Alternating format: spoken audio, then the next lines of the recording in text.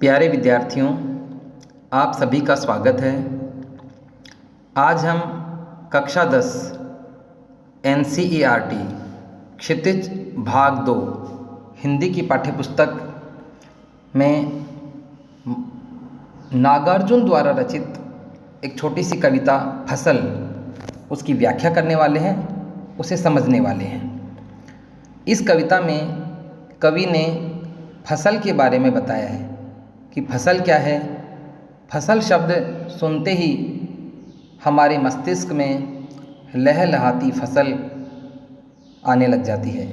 खेत हमें दिखाई देने लग जाते हैं। खेतों का, फसल का बिंब हमारे मस्तिष्क में बन जाता है।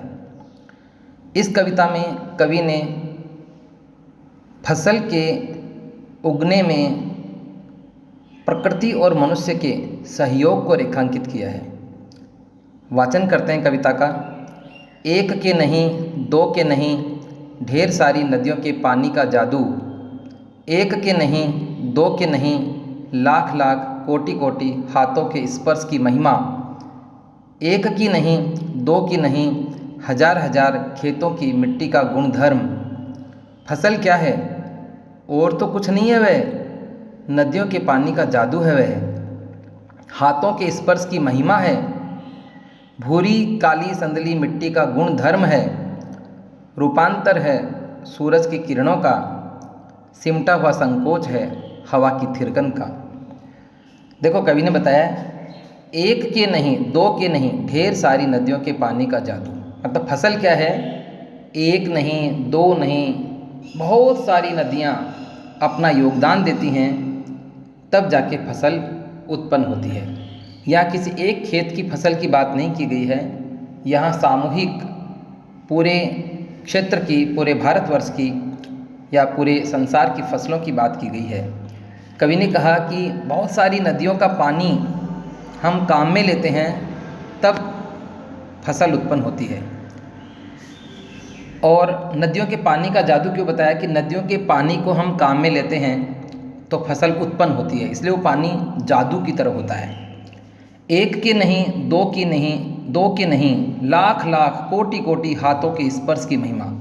और लेखक ने बताया है कि फसल एक दो हाथों से नहीं, लाखों लाख, लाख लाख, करोड़ों करोड़ों, कोटि कोटि मतलब करोड़ों करोड़ों हाथ जब लगते हैं, वो मेहनत करते हैं किसान, तब जाके फसल का निर्माण होता है, फसल उत्पन्न होती है। तो इसलिए कहा एक के नहीं, दो के नहीं, लाख लाख कोटि कोटि हाथों के स्पर्श की महिमा। ये है फसल, स्पर्श की गरिमा। एक की नहीं, दो की नहीं, हजार हजार खेतों की मिट्टी का गुण धर्म। लेखक ने कहा है कि फसल के निर्माण में जैसे नदियों के पानी का योगदान है, वैसे ही किसानों के हाथों से जो मेहनत की जाती है उसका भी योगदान है। साथ ही मिट्टी का जो गुण धर्म है, मिट्टी का जो स्वभाव है, उसका भी बड़ा योगदान है।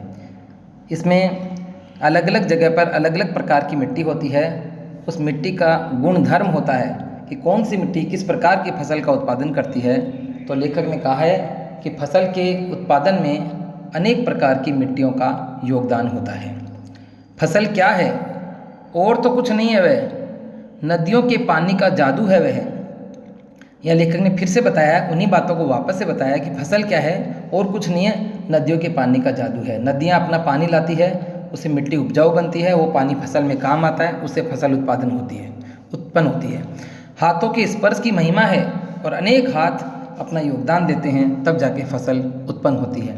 भूरी काली संदली मिट्टी का गुण धर्म है। यहाँ मिट्टी के प्रकार भी बताएं, भूरी, काली और संदली, ये मिट्टी है, इनका अपना गुण होता है, अपना धर्म होता है, अपना स्वभाव होता है, उसी से वो फसल उत्पन्न होती है।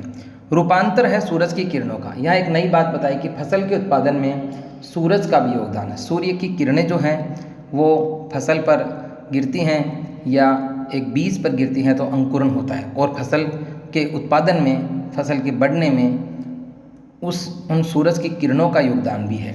सिमटा हुआ संकोच है हवा की थिरकन का, और हवा जो आसपास में हवा होती है वो सिमट कर वो उस फसल को मिलती है, यानी फसल के उत्पादन में हवा का भी योगदान है। ये लेखक का कहना है कि फसल जो है वो हवा की थिरकन, थिरकन मतलब नाचना होता है कि हवा जब आसपास उसके आसपास नाचती है मतलब घूमती है, तब जाके फसल उत्पन्न होती है। तो यहाँ लेखक ने सीधा सा बताया कि फसल के उत्पादन में प्रकृति और मनुष्य दोनों का योगदान होता है।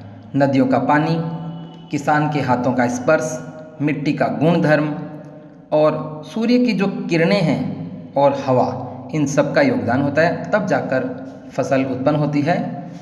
तो आज की इस कविता में कवि नागार्जुन ने फसल के बारे में बताया कि फसल क्या होती है। आज के लिए इतना ही, धन्यवाद।